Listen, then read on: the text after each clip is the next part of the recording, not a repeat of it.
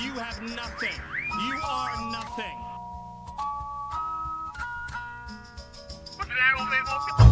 Know your past and know your future. You are nothing. You can build nothing. Know your past and know your future. You can produce nothing. You can create nothing. Your present is the gift that can prepare you like a future. Read between the line, hit you like taxes and fines. Know your future, know your future, know your future. Or get stuff into the hooper. Know your past and know your One thing I probably want to talk about is the Spotify thing is just like scratching the surface. Like that's gonna change. That's a glimpse of like what's to come in general for just using apps and how your ChatGPT is gonna be your everything app. Everything you do is gonna be through ChatGPT as like your operating system. All right, that's it. So here we are. We're back into it. We're talking about it. There's a lot that has happened in this last week, and some change. I mean, wow, yeah. Like, so they did a conference. What's the name of that conference? The OpenAI one, Dev Day. Dev Day. Okay, so all right, yes, that's right. Tat Wizard here, Abran Maldonado. We back into it. We giving you these updates. We talking about how this is gonna affect your future. So Chat GPT, OpenAI had a Dev Day, which is kind of like Apple's WWDC and Google's Yep. I/O, and I know there's a bunch of others. I don't remember. D23 with Disney. Right. So all of their premier brand development show you the product days that brings the crowd in and makes you go ooh ah. And OpenAI dropped some gems on us.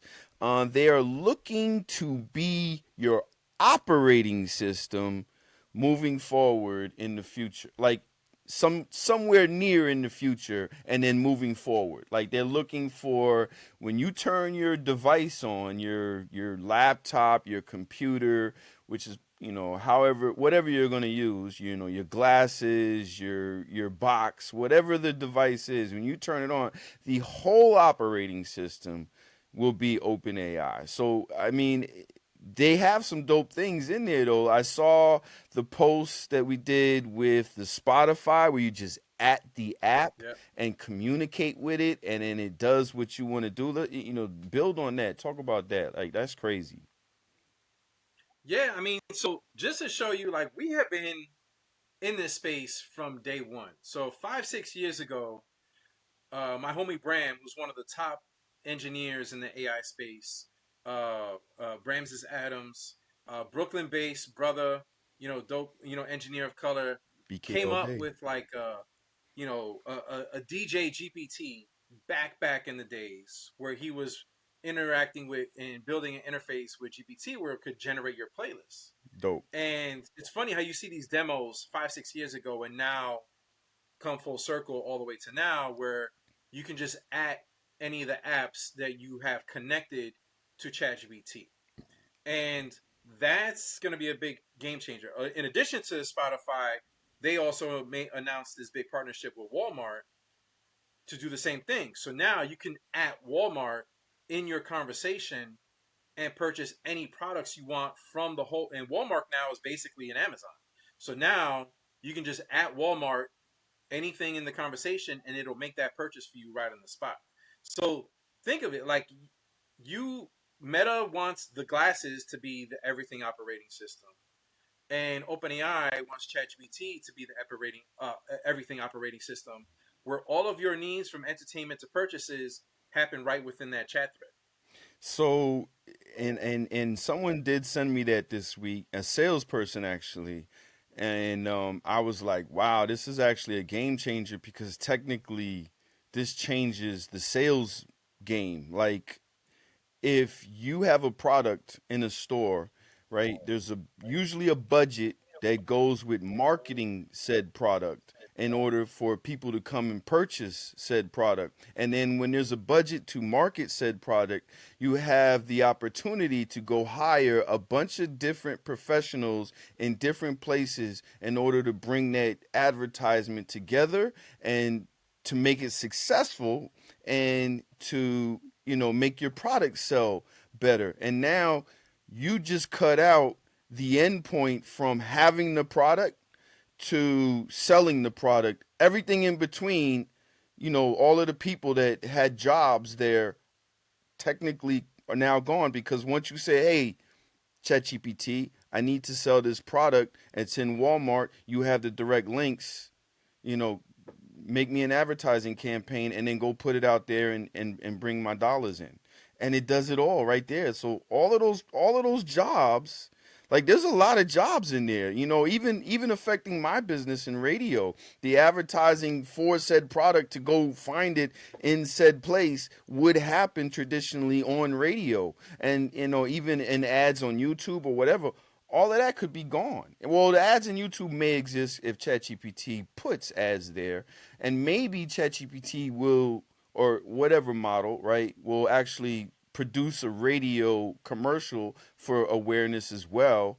So the spend for radio may still be there, but the the person that would bring in the dollars at the radio station would be useless essentially, unless, or not even useless. I'm sorry, don't want to overdo it, but they would be not less essential, but you wouldn't need as many people to do that, right? So you'd have one person scheduling different Yeah. things to come in because they're already have the assets they need. They don't have to go in this department and that department and all of this.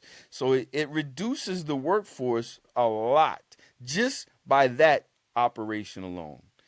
That's I crazy. mean, the ultimate goal is, there's been speculation around ads coming into ChatGPT. It's not there yet, but we'll see if that's, in the plans. But I think the ultimate goal is they don't want to be your jumping off point to then send you off to somewhere else to finish that action. They want you to stay put within ChatGPT. And they have the ability now through what's called MCP and API and through these connectors and through these webhooks to attract industry to create these ChatGPT apps that live in this app marketplace, this ecosystem right within ChatGPT. And if it lives there and you connect your credit cards and your account to all of these tools, then at that point it's just like having a friend on social media. You just got to tag them and complete that transaction and never leave ChatGPT. And Mark over at Meta wants the glasses to be the same thing, right? Everyone wants a certain device to like live within that device and that ecosystem. But as a counterpunch, there is an OpenAI plan for hardware for a device. It's probably in the next 3 to 4 year plan. It's not there yet, but there will be a device, not a phone, without a screen. Not something that's a wearable like glasses, but something that sits in your pocket or that you pin to your shirt, On your that necklace. on your necklace, that follows you around, that sees the world, that hears the world, and understands what you need from the world, and completes all that within ChatGPT. Yeah, that look, man, we're at a time where it's like if you don't focus, you're gonna lose out because these things are changing fast. Like, that's not there now, but in 2, 3 years. But if you're not studying or figuring out now that pivot that you're gonna need in 2, 3 years, if you start figuring it out then, it's gonna be too late. And that's the only thing I can do as a speaker, as a advisor, consultant, whatever you call me, trainer, whether it's through the courses or on stage or doing these projects. I'm just helping everybody with the pivot. That's all we can do. You know what I That's mean? it. But like the pivot is coming. Yeah. The pivot is coming in ways that you didn't even expect. AI wasn't this thing that you could just kind of like turn off and kind of put to the side. Your new web experience will be an AI experience, whether you realize it or not. Right. Right. I mean, it's, man, I just hope people are really paying attention and listening, because when we look back at this, it's going to be such a regrettable moment if they're not. And like, because once it changes now, that's it. There's not going to be, oh, we'll just wait for the next thing, or that's it. If you don't figure this out now, you're going to be lost forever. So, all right. Again, a lot to cover. We'll probably get back into the operating side of fluidly throughout our talks. But let's talk about some other things that's going on, right? VO 3.1 is dropping or is out there, and people are messing with it, and they are saying it's a direct response to Sora 2, and it looks really good. I mean, I'm sure you've rocked with it. What's your feelings? Yeah, I mean, I everyone keeps asking me who's on top with all these tools as a chatbot, as an AI video generator, an image generator, and I always refer like four or five that are in the game because anyone can be a king for a day, right? Like Sora 2 came onto the scene. We saw the fidelity of what you can do, the logic, the understanding of humor, and cutting multiple scenes and not just giving you one scene, but cutting together like 4 or 5 scenes within that 10-second clip. So the understanding of entertainment value and quality with Sora is through the roof. But I knew it was only a matter of time before Kling, Juan, obviously Google came out with their comparable generator to Sora 2, right? And with Google, it's 3.1, and with Gemini 3, and you see the quality is comparable. You know what I mean? In the early tests, what we've seen online, and some of the early tests that I've been able to do and see, and it's a matter of time to figure out like what do people actually want. I don't think they even care what people actually want. They're just like, look, this is what we're gonna give you. Because to be honest, the social media side of Sora 2 is meh. Like, Yeah, it's not there yet. yeah, you can make cameos, but it's like It's not there yet. you're almost watching like a crew of like a tech bro clique of like 20 people all making videos of each other, and you're just on the outside looking in, kind of like spectating. Like the Jake Pauls, the Mark Cubans, and Sam Altmans, and everyone's making videos of like the same 4 or 5 people. Yeah, But what if you're not fans of those people? Like, you're like, yeah, I don't care. The feed isn't big enough to everyone have a different algo that's personalized to their interests. Everyone's getting the same algo right now, and it's not really worth it. But like, if you're there to just generate your own unique content, try all of them. Don't just stick to Sora 2. Try 3.1. Try Kling, Runway. Runway has 4K. You're stuck mm, at like 720p with Sora 2, but you can generate 4K in Runway. yeah, So it's like if you're there for like the hyper photorealism because you want to make a project, yeah. go to Runway. Right, You know what I mean? Don't spend your time in Sora 2 just because it's the new guy on the block. right, right. Yeah, yeah. It's if you're not dabbling in a bunch of different parts and you're only stuck in this one thing, then you're not really digging in and finding out where the AI could help you the best. Which at the end of the day will leave you in a bad position if you're not, fully up on everything. Um, all right, so we have other news happening. So there's been certain influencers and entertainers who are early adopters, right? We're Yeah. seeing Timberland on the music side, like I'm all in. I'm doing a full AI artist, even though he's getting a lot of pushback. But now we have Kevin Hart jumping into the mix, where he wants to do a live AI film battle using Luma. I don't know if there's a number, but using the Luma AI model, Hmm. they are going to, I guess what it is going to be is like watching film teams, production teams, live prompting the scenes that they're trying to make for either a short or a feature or whatever, and making it there, and having it cut together and seeing who does that the best. I mean, it's kind of a fire idea, to be honest. I'm not mad at it. Like, you're gonna see the creativity really pop out. You're gonna see where people are lacking creativity. You're gonna see where people aren't thinking things through like we've talked about. You're going to see where the lack of reading between the lines and providing context to the prompts are going to deliver, bad quality versus people that, write out a book for a prompt and then you got this fire ass scene on your screen. I think it's dope. What you think? Yeah, I mean, I think the difference between what he did and what Timberland did is that Kevin Hart put it back in the hands of the community of the AI creators that know how Yep. to really get nice with it, Yep. right? And a lot of people are seeing kind of like outputs here and there, just like, oh, AI is not there yet in TV and with TV and film. Yes, it is. And if you're not seeing the top qualities, because you're in the wrong spaces. I'm in the spaces where I'm seeing the next wave of Hollywood from the people who are nice with AI film and TV. Right. And if he's going to have a contest, then you're going to see the cream rise to the top. You're going to see the best of the best come out on top with any other film competition. Venice Film Festival had an AI category. Tribeca had an AI category. And you see some really dope stuff. Yeah. With Tim, I mean, he's like, oh, I want an AI artist. Let's make one ourselves. Like if Kevin Hart was like, I want to make my own AI film, I would cringe a little bit because I'm like, that's just not your lane. Yeah, how is this going to really come out? That's not your thing. You know what I mean? You want to produce it. You want to get behind the creators that are on top. Cool. Then write a check into them and produce them. But, the artists that we love, whenever they try and jump into a new lane, it's just not your lane. You know what I mean? And you're new to it. And you're not going to be as good as the folks that have been doing it since day one. Right. Right. Yeah, great point. Great point. It's we've been saying this from the door.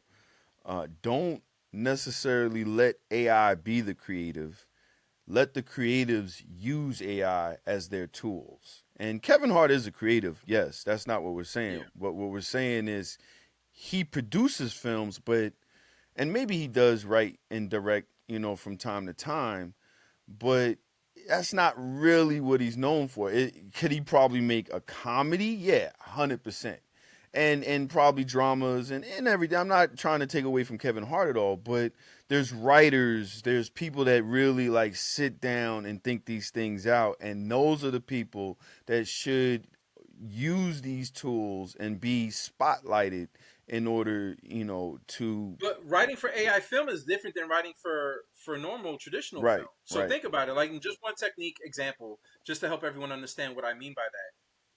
You have to write, right? Like let's say Sora right now is a 10 to 15-second generator. You have to write a scene every 10 seconds and describe the entire visuals in that scene and all the actions from the backdrop to the background to the foreground every 10 seconds. Kevin Hart might be good in writing a scene and just describing what happens over a 15-minute sequence, but is he that nice in writing a sequence verbatim, literally for every 10 seconds? It's just a different style of writing and prompting versus writing to get the overall feel of a scene rather than writing physically what happens in every scene. And given that context, what you're saying is when you're writing a scene out, you put exterior night and then, you start talking about what's happening in the thing. And a lot of times you only put exterior night because you're leaving or you're understanding that you're going to bring in a DP, a director of photography, who's going to understand lighting very well. Cinematographer. Yeah, so, Yep. you don't put the necessities of the light needs to be this, the camera angle needs to come down like that, because that's something you normally discuss later in a production. Whereas when you're prompting for a thing, all of that needs to All be of it. in the first shot of what it is you're trying to do. And if you're not sitting there thinking that through properly, then you're going to end up with a less of a product. 100%. 100%. That's exactly that. You know what I mean? Like he might be thinking as a director, as a visionary, Right. but you got to get the notes, and your notes are going to be different than the cinematographer Yep. from the DP. So yeah, get everyone's notes together, and then think about it in 10-second baby steps. Yep. Yep. Even though that will change, but not that much. Even if they end up doing a minute video, the prompting has to increase then, because for a minute video you have to be even more detailed, because then you're gonna miss a step that you would have missed, that you wouldn't have missed if you're doing it every 15 seconds, which is where, that's why they're, I think, in my mind, that's why they're starting us out in the 5, 10, 15-second increments, so you can understand that this thing has to be very detailed before you can go on to the lengthier stuff. So yeah, that's look, if they show it live or if they make it content to watch, I'm going to pay attention. I want to see what this looks like. I want to see how it goes down. So at the end of the day, it won in the sense of marketing for Kevin Hart to look like he is on top of the new technology. It's dope. Um, I love the idea. I mean, I might even do my own. I mean, mm, we've entered into film festivals in yeah, the AI category yeah, before, yeah, but I like this idea, and I might just do our own contest. Back in the for the culture. You know what I yeah, mean? And yeah. just I'm with it. throw a cash prize behind it. So I might do that. All right, bet. Let's figure that out. That I'm definitely with that. Speaking of the culture, this probably should have been something I led with.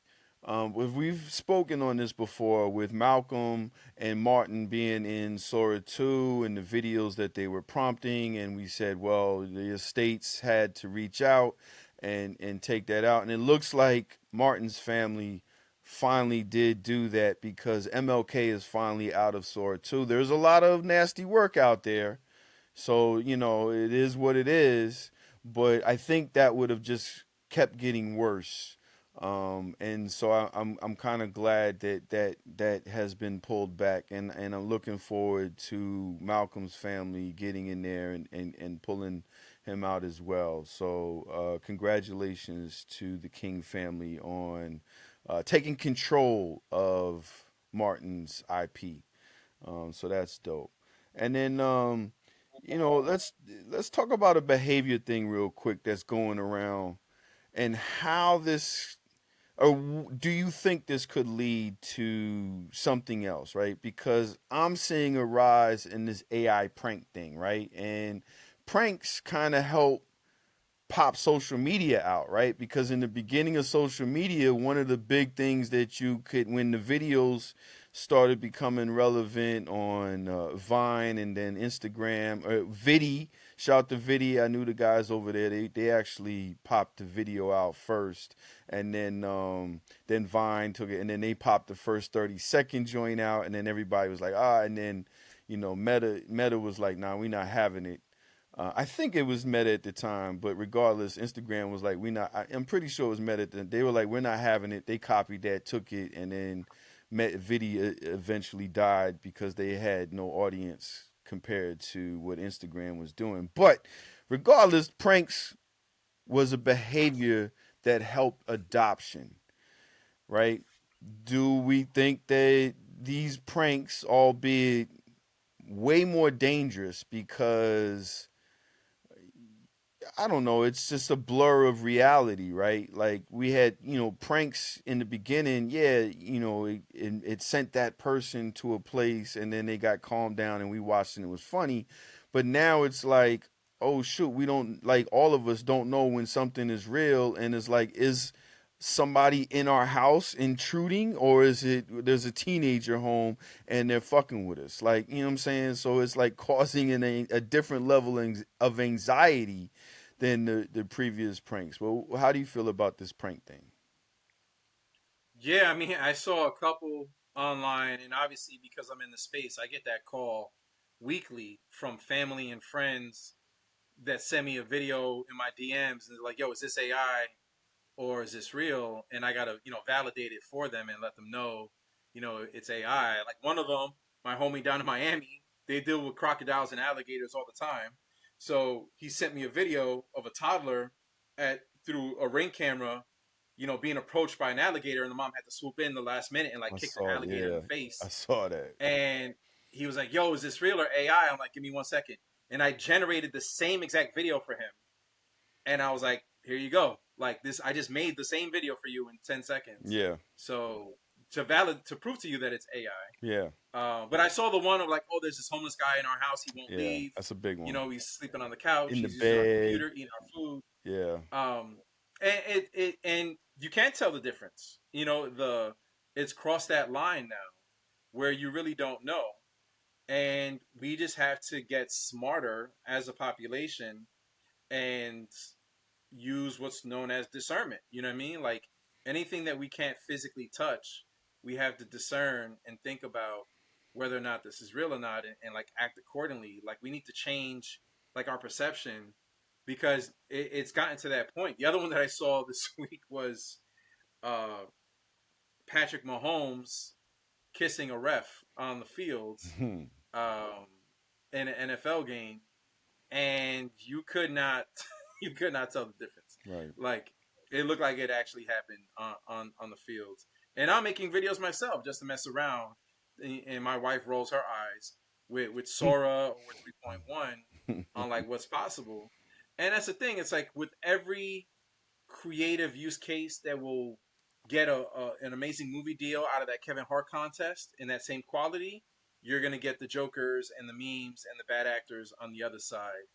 And there's this pressure on both sides on OpenAI to allow for the meme generation and the humor and to not be so seriously and to not be what's called nerfed, but also to be restrictive and to govern and to not allow mature, violent, inappropriate political uses on the other side.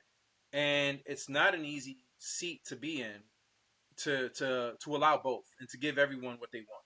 You know, someone's not going to get what they want, and you're going to get an uproar from some side of the population that's demanding a certain amount of content. Yeah. Yeah. I mean, and even if to either side certain aspects are like, well, give it to me because that's evil or whatever, or that's their time waster. Those are perspectives, and so they have to run the middle as much as possible. But speaking of allowing, OpenAI allowing, and the type of content that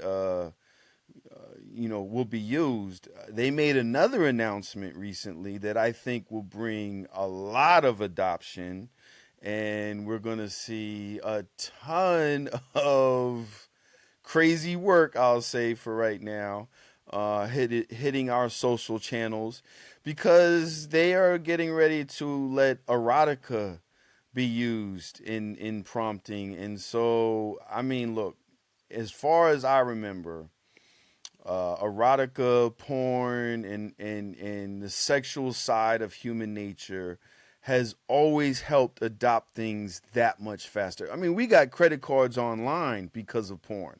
You know what I'm saying? Like they figured that out fast because people wanted to be able to buy privately their porn or rent or whatever the case was, and so they figured that out fast. And now, with this adoption, that was the one thing I felt like AI was super not in the space of. I mean, if that's what you do, some people don't. I mean, healthy. All right, I won't get into that, but sometimes healthy men do use porn. I'm sorry, I do. But you don't see a lot of AI in those spaces, which is okay. But No, I you was, do. you do, but you don't. Like, well, you know what? Maybe I don't know all the time because I'm in the middle of trying to figure something out, and so I'm not looking for the AI in that moment.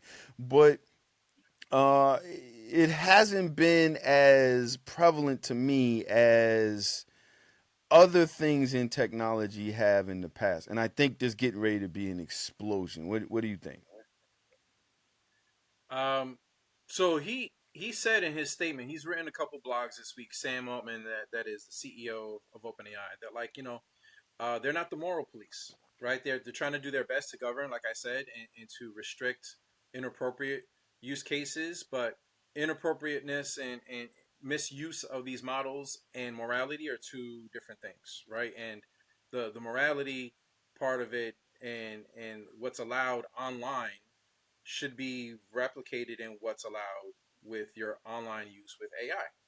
And there's a lot that we learn from all industries, including the adult industry, from a design perspective, UX, Yep. UI, user experience. I think the Infinity Scroll came from like the adult Yep. industry too, Yep. and like things like that. It just to improve engagement. But I think that era of like the Her movie, that idea of online companionship and online relationships with an AI Mm-hmm. was science fiction before, and it no longer is or will be. I think that's a reality that's just a matter of time. Not everyone is as fortunate as myself to have a life companion for 17 plus years. Facts. Like some people might need that companionship from an AI, and that's okay. It's going to be more normalized on a regular basis, and if people want to have intimate moments, that's going to be allowed soon. Whether it's on ChatGPT or not, it's possible across multiple platforms. They're just embracing the normalcy of it, and not picking and choosing where they want to institute their own moral, perspective on how you should use these things. So it will be allowed for adults. They are putting in restrictions for kids. Another thing that kind of got swept under the rug, and a lot of people didn't know, they're adding parental controls for kid Mm, use of ChatGPT, where you can create sub accounts as a parent for your nice. children and restrict what they can do with ChatGPT, similar to like YouTube Kids. Yeah. So I'm a big fan of that. Yeah. But because they're instituting that, they're saying, hey, because we're letting you restrict your kids' You got to accounts, know your we're customer. going to let you do more on your adult accounts. So it kind of goes hand in hand. Okay. Okay. But that also means at some point they'll probably, need more proof of age, kind of maybe some know your customer stuff like in crypto where you might have to Yeah. upload your license to prove it and stuff like that, which, I'm never a fan of, but, I'm an adult, so we'll see what happens. I mean, you just said something, right? So that companionship, I do think is going to definitely be an explosion. It already kind of is. Like that's already a concern, right? Of people leaning too heavy on AI for companionship, and if there's an added sexual component of talk dirty to me, it'd probably get worse. And then something I've been posting for a while, and I posted it not too long ago, and my man Sis laughed at it, shout to Sis. He was like, yo, I saw that what you posted. It was literally a regular rubber plastic sex doll, lifelike, life size, real autonomy, uh, Mm. uh, you know, and I was like, it's a matter of time before they put a bare bones robot into that rubber, right? And an AI, and you have an actual living, whatever you're gonna call it, girlfriend, wife, companion, whatever you're gonna call it. And then we also know there is a loneliness epidemic, especially with men of certain ages, right? And you have labels of what they're called. We call them incels sometimes, whatever they are. But they're angry, right? And they're out there and they're hostile. This could potentially, and I hate to say it in a sense because I guess the human factor of it is of some people may object to. But if it causes or if it is the cure to an epidemic that is a big fucking epidemic right now, maybe it's not that bad of a thing if you get a bunch of robotic girlfriends out there for men that, can't seem to find love the regular way. What you think? Yeah. I mean, listen, it's one of those things where it's been explored before with dolls, right? And there's a lot of controversy around allowing these men to have these dolls because it prevents them from doing harm to real people outside, in the real world. Um, but companionship and loneliness are real things that humanity deals with and there's going to be things that go beyond intimacy that people are going to need these bots for. Seniors, I've met people in the senior AI industry developing bots for senior companionship, for just like mental lucidity for people who are experiencing dementia and keeping them sharp so that way they can have conversations on a regular basis with these bots. So there's a lot of like potential benefits to these things, and it's not just always going back to like giving the incels another toy. And there's even ways to like always get technical as I do. They're like there's sensors and monitors on these potential bots that like if you use it the wrong way, you can get flagged and be like, hey, this is not an intended use for this bot. Trying to stab it or choke it or do something to it, and you will get flagged by the company and they'll take the bot away or fine you in some kind of way, and have some ethical rules of like you can't treat a bot, you can't be violent towards a bot the same way you can't be violent towards a person. And there are Right. sensors on this bot that will dictate violence, Right. identify violence, right, Right. and indicate that. So there can be some parameters put in place so that you're not just in a black box doing whatever the hell you want to these bots. But there's a lot. I mean, think of the people that just want someone to talk to, and play video games with, and play a board game with, and just have conversations with. There's gonna and obviously help with like laundry and manual labor around the house. There's unlimited use cases for these bots, which segues to like Figure Three made a big update and an announcement Yeah. on the latest Yeah. iteration of their robot, and that's the core skeleton that you're talking about. Yeah. It looks good. It looks Looks good. real good. I think it was going for 20, $30,000, and then I heard that Unitree, because Unitree has the robot, it's the smaller one that you've seen Yeah, out in the space. you can They're get that joint on shipping. like Walmart now. That's what I was just about to say. You can get that on Walmart, I think, for 12, or maybe that was 20 grand, 22 grand, might maybe Yeah, even, which I think is a bit high, especially for that size model. But until some other ones pop out, just like we see with most tech, right? When it first comes out, it's super expensive, and then it comes down. Remember, the first flat screen was like $10,000, and now you hmm can get one, a nice big size one, for like 300 something dollars. So, yeah, give it time. These robots are gonna be out here one way or another for sure. yeah. And It's it'll gonna be be similar to your financing to your car or to your phone, where there'll be a big price tag, 20, 30K, but you'll pay it down monthly, and there'll be maintenance or like a trade-in program when like the Figure 4 comes out or the Figure 5, right, the right, right, Unitree 6. Like there'll be options to like upgrade, but if you do that, it's not yours until you pay it off, and there will be some violations. The same way that you can't hack into your phone to do certain right, things to right. it, or you avoid Warranties, the warranty. right, It'll be the same thing with the robot.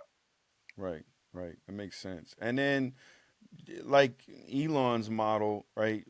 The Optimus and even the Robo Taxi, the purpose he's thinking about you getting that robot or that robo taxi isn't for yourself. It's as a business model for you to then, oh, there's construction labor over here. I can rent my robot out at half the cost that a human would cost, but I can do that in multiple different times and days and areas, 24/7, that you're just perpetually, it's one of those things where you're making money while you sleep. So it's getting ready to pop off. So yeah. Yeah, And I mean, speak. think of like one that's in, if you're getting one for a community, the community can gather their funds to purchase one robot that helps the whole community. You know what I mean? Yep. It doesn't have to just be like one per household. Right. One per school, one per assisted living, Mm. center. Like there's a lot of Uh, different ways to you use just that. took out. You just showed us how another job market is out of here. Maintenance workers and Maintenance, all orderlies. of those different maintenance workers, orderlies, anything that's caretaker in all of those different places. The robots is maybe 2, 3, 4 years the most from taking your job away. Sorry, sorry. We're just a messenger. Don't shoot us. Um, Speaking of devices, right? I'm gonna get the last couple things here. Yeah. Nvidia just dropped the DGX Spark, 39.99, 4 grand. and it's going to be data center performance for AI developers. So if you're thinking about developing your own AI, this computer might be everything you need. I mean, look, I put and I'm sure you know have a ton, but I put a LLM on a brand new MacBook Air with the M4 chip, and I love it, right? But imagine if I had a data center level device that I could do any and every. I can't do the voice stuff because I don't have enough RAM, right? Or I can't do image and video generation because I don't have enough processing power because I don't have a data center behind me like a ChatGPT or Gemini or one of these other. You having your own device to develop an AI with the like power of a data center in it, I think that's a game changer. I mean, you tell me though. I mean, so this goes back to, you obviously could use the cloud and subscription based services where like you're using their hosting, you're using, their servers, and even with open source, if you really want to stand up something with open source, you have to like pay monthly to rent a server through AWS or one of the providers to stand up something that you even doing open source. This is a physical server that can run this right in your home if you really wanted to keep things local. And I get pushed back a lot on this from schools, healthcare clients, where they're just like, I don't want my data in transit at all. Like, I don't want anything to be intercepted being sent to a server center that I don't even know where the hell it is, somewhere in the Midwest or somewhere in Silicon Valley, Right. and potentially intercepting my personal data, financial data, proprietary data while it's in transit, whether it's encrypted or not. I just want something in house, what they call on-prem, right? On premises. So this is a great solution for that, and especially with these models getting smaller and smaller. If you're running a small model, then it could run on this. It's a 4 terabyte system. Is the DGX Spark, only like $4,000. So basically, he's paying $1,000 a terabyte for the system. And Nvidia is reliable, and Apple has something similar that they came out with. That's probably in that same price range. That little box that you can connect to. But you'll see more of these, and the demand of these will go up as the Mm. LLM goes down. You know what I mean? Right. Gets smaller, more efficient. Yeah. Because the goal is to have LLMs that can run on your phone. We're not there yet fully. Right.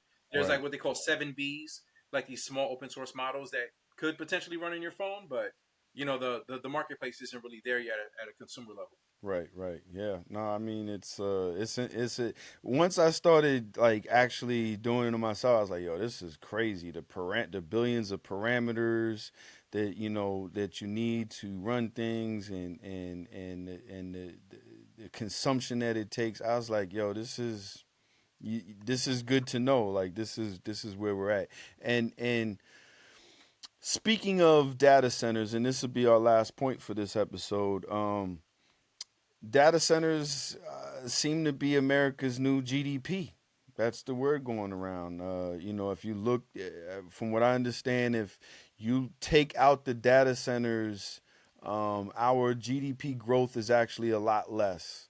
And so that seems to be what's replacing our GDP, which is, I guess, why this current administration is focusing on building more data centers, even knowing the problem with this administration doing it is they'll probably put those data centers in black and brown communities, and then that will have an ill health effect on those communities because of the byproducts that these data centers put out and the contamination that they cause in the environment.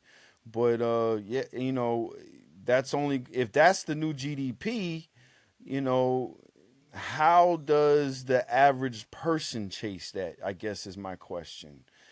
Other than maybe getting this Spark or one of these other devices, which won't have the same environmental impact, which is great, but will have an impact on your electricity, and that impact on electricity will happen to all of us, especially with the bigger data centers, because we'll end up subsidizing these data centers because the electricity companies are going to be like, well, there's a lot of consumption, And we're not just going to charge the data center for it. We're going to relay that to everybody so we make more money, because that's just where we're at in life. That's just something I wanted to say, but what's your thoughts on that? Yeah, I mean, to be honest, I mean, I'm not a fan of the water consumption and the impacts of the environment and the deregulation around what could be taken out of like the Hudson River or dumped back into the Hudson River or other rivers like that around the country and around the world. That needs to be figured out. You know what I mean? Like we need to find like these really intelligent people are coming out with meme generators. They need to figure out how to be more efficient with the water that they are using. You know, recycling the water rather than just always having to pull in fresh water. Like we need to figure out how to have this growth and scale, happen around data centers without there being, an equal impact to and equally a severe impact to the environment as these centers pop up and these systems need to be cooled down. Because I just don't see a solution yet, but I think we need to hold more CEOs feet to the fire and our elected officials to be like, what's the plan here? You know what I mean? Because we can't keep going down this road. So there, we need to have more policymakers, but also climate advocates banging on their doors, be like, yo, what's up? Or we need to hold you accountable for this new plan, or come up with a new plan. That's a fact, because it would be extremely trash for humans to use AI to prompt generate a beautiful day outside with grass and fields and sun and in the sky and clouds and butterflies and all of the trees blowing and all of these things that touch our senses, right? To generate that in AI, which won't touch your senses, just to destroy it in real life outside and not to be able to actually sense it anymore. That would be trash of humanity to do. Listen, the ultimate goal for AI, that our goal should be, is for it to do all the things that we're not supposed to do anyway, so we can go outside and touch grass. But what's the point if ain't no grass outside to touch? There it is. Because everything is being killed by the AI. You know what I mean? Like, there it is. We want to go back outside. Let the AI agents kind of run our day, make our spreadsheets, those Excel files, and those PowerPoints, so we can go outside and have fun. But not if we got to wear a freaking gas mask when we come outside. Right. Fact. This is kind of like the point in the Matrix where the machines, the humans killed the sun in order to try to stop the machines, and ended up destroying themselves because they no longer had the sun, and the machines adapted to that by making the humans the power. So let's not do this to ourselves, please. Okay, so there it is. We covered a lot. We're up to date as of right now. We'll be back because there's more that's going to happen, and that's what we're here for, to help you know your future. I'm Tat Wza. Yeah, I'm Abran Maldonado, Create Labs. And we are out. See you next time. Peace. Peace. Know your future, know your future, know your future. Or get stuff into the hooper.